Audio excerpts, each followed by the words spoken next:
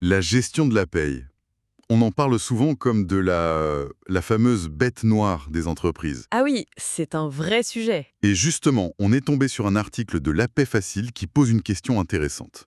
Laquelle? Et si le bulletin de paie, qu'on voit comme une simple corvée administrative, était en fait l'outil de management le plus sous-estimé? C'est une excellente perspective, parce que c'est le point de contact le plus sensible, le plus régulier entre l'entreprise et ses salariés. C'est ça.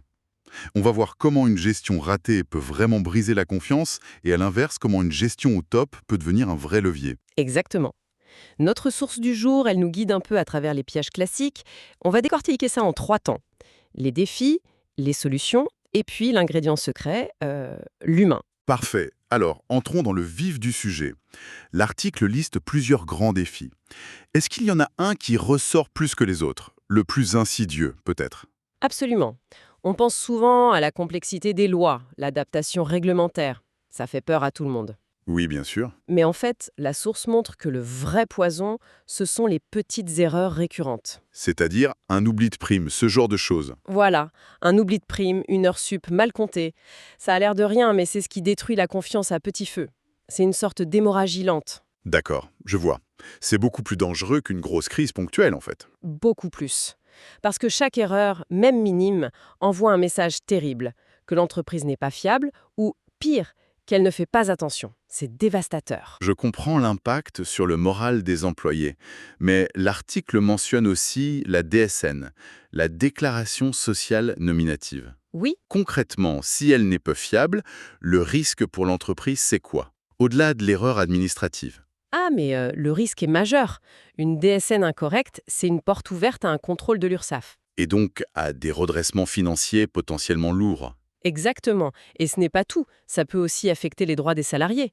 Pour la retraite, pour le chômage, donc la responsabilité de l'entreprise est engagée à plusieurs niveaux.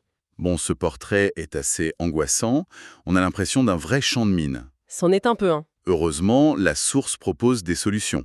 Par où on commence pour désamorcer tout ça? La première ligne de défense, c'est l'automatisation. Mais attention, pas n'importe comment. Il ne s'agit pas juste d'acheter un logiciel. Non, il faut mettre en place des systèmes intelligents. Imaginez un logiciel qui envoie une alerte avant même de finaliser la paye. Une alerte du genre... Euh... du genre... Attention, les heures de nuit de cette équipe sont 30% plus élevées que le mois dernier. C'est normal? C'est cette intelligence préventive qui change tout. C'est intéressant, mais est-ce que l'article aborde le risque de trop se fier à la machine? On pourrait remplacer une erreur humaine par un bug informatique bien plus massif, non? C'est une très bonne question. Et l'idée, ce n'est pas de déléguer aveuglement. La technologie, c'est un garde-fou. D'accord. La clé, c'est de coupler l'automatisation avec des processus de vérification humains très rigoureux.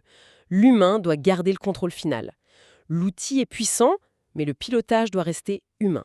D'accord, donc les outils c'est une chose. Mais on en revient toujours à la confiance. C'est une affaire de personne au final.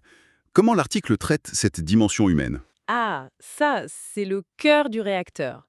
La solution, c'est la transparence. Radicalement.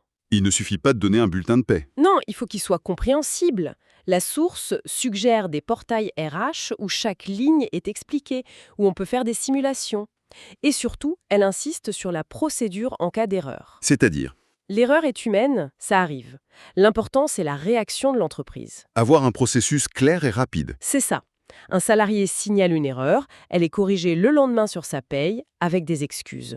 Paradoxalement, ce salarié aura plus confiance qu'avant. Parce que l'entreprise a prouvé qu'elle était à l'écoute. Exactement, elle est réactive. Et on transforme un problème en une occasion de renforcer le lien. Donc si je résume, ce que nous dit cette analyse, c'est que la paye, ce n'est pas qu'une ligne de coût. C'est un dialogue.